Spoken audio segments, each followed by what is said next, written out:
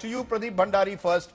If I were to ask you the three biggest achievements you believe in the last 100 days, list them out for me. Tell me what you believe are the three biggest achievements of Modi in 3.0 in his first 100 days. Rajdeep, not just three, I will list you 10. But give me three, your top three. The top three has been that there has been no difference between Prime Minister Narendra Modi 3.0, 1.0 and 2.0. In 1.0, we had launched the Jan Dhan scheme. Now we've launched the PM Ayushman Bharat scheme for all the senior citizens of the country. In 1.0, in 2.0, if you remember that Prime Minister Narendra Modi had gone forward triple talaq bill. This time we've given our commitment for the Waqf bill. In Modi 3.0, 1.0 and 2.0, there has been zero compromise on our core ideological issues, whether it is the UCC, whether it is one nation, one election. So if you look at it, that there is no difference between the two, and Modi 3.0, India is the fastest growing economy. And just allow me to list certain amount of basic facts. The total investment that we've invested is 15 lakh crores. The defense 5 lakh crore is the defense procurement we've done. We've announced 4 crore houses. The Congress party for 30 years could only build 3.5 crore houses.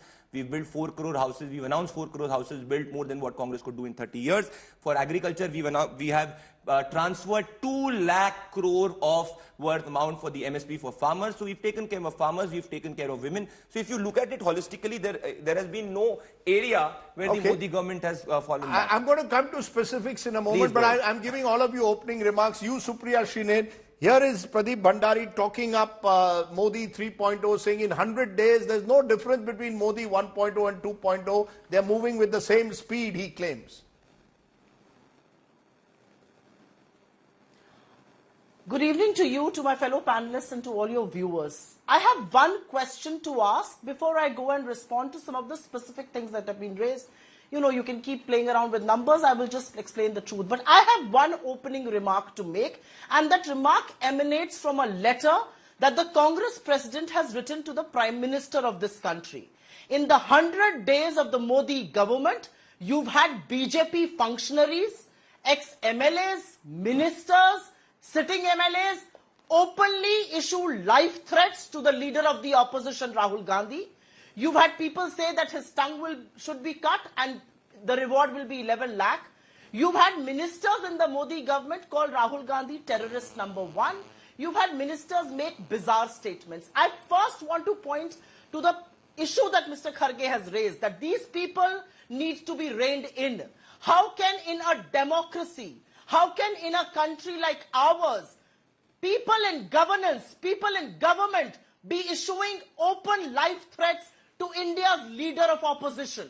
That's the first question I want to raise, and I would like to ask my worthy colleague from the BJP, my worthy opponent, are you supportive of these statements? Do you support the fact that a member of the BJP openly says Rahul Gandhi ka wo hash rahuga jo uski dadi ka hua tha? Do you support Ravneet Bittu when he says Rahul Gandhi is terrorist number 1? Let me settle that, ma'am.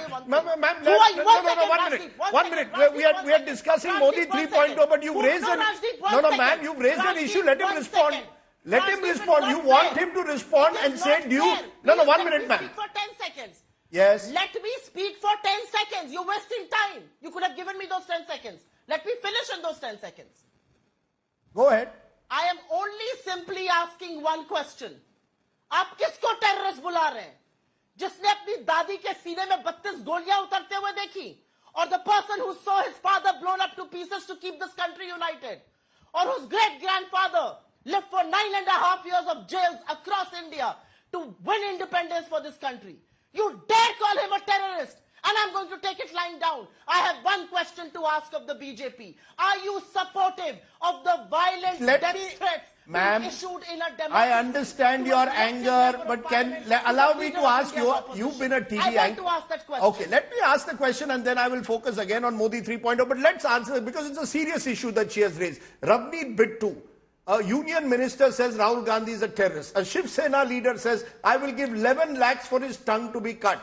Supriya Shrined is raising the question that today Mallikarjun Kharge has raised to Narendra Modi. Does the BJP support this language of violence and effectively almost asking for Rahul Gandhi to be targeted? Do you support it or not? Quick answer, Pradeep. Rajdeep, the Congress, it's coming too rich for the Congress party. The Bharatiya Janata Party believes in absolute no violence, but the Congress party, has the Congress party reined in the boti person? He's been given the ticket from Uttar Pradesh. Has Mr. Rahul Gandhi used abusive slur for Prime Minister Narendra Modi? What has happened in the United States of America in last 100 days? An India Today reporter was abused and his phone was snatched by the Congress party. Did the Congress party rein in the person? Ila Umar was Do you distance yourself from these comments?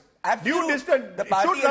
Should a minister be calling the leader of the opposition a terrorist? No, 1 minute. I want a straight answer, then we want to move on. Rajdeep, no. Now my question is... You say no, right? Absolutely. Now, you said wrong. Now ask Mrs. Sreenet, why is she not reined in Imran Masood, who said boti kar denga? Why is she given the ticket? Okay. Please ask that. So you're why saying no. No. So you are saying it was wrong. Just a minute, sir. Let's not raise our voices. We don't encourage violence. Okay. We don't. Okay. But they do that. Okay, they do that. Let her now respond. Ask her, why has Imran Masood been given a ticket? Okay, you've made your point. Yes. You've made your point. Let her respond. What the Prime fact Minister Narendra you Modi have said. No, 1 minute, sir.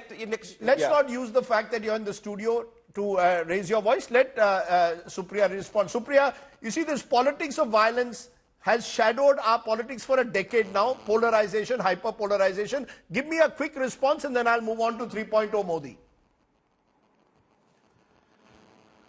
A man in Delhi stands and says Rahul Gandhi ka wo hash hoga jo unki dadi ka hua tha. Why is he still a member of the BJP? A minister in your government says Rahul Gandhi is a terrorist number one. What about Imran Masood's boti Either remarks? you sack him, you distance yourself, or please don't come here and give me summons. I did not speak while you were speaking. Have the basic courtesy to do a television debate. Have that courtesy. This is not one of those shows where you can dance and sing and Ma'am, do you also reject anyone who also uses violent language against the Prime Minister? Polarized polity like this. I'm answering that question.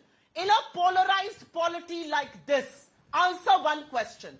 If any untoward incident were to happen against my leader, is the BJP responsible? She's not responding. Why are you protecting? That's the difference. Why are you letting people get away with murder in your party? I gave you a specific answer. She could not respond to that. Okay, I've heard both sides. I am very clear, madam, you made your point. I hope you will also say that Imran Masood cannot use that language.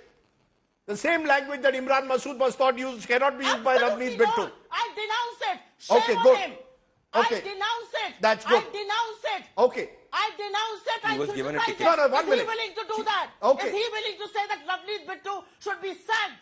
Is he willing to say Marwa should be ousted from the party? 1984. Okay, time out, producer. What did Mr. No, Rajiv 1 Gandhi minute, say? Pradeep, just a minute. We've heard both sides. As I said, our debate is on Modi 3.0, but what hasn't changed clearly is the hyper-polarization of our politics in the last 100 days. If anything, this short exchange shows it's intensified.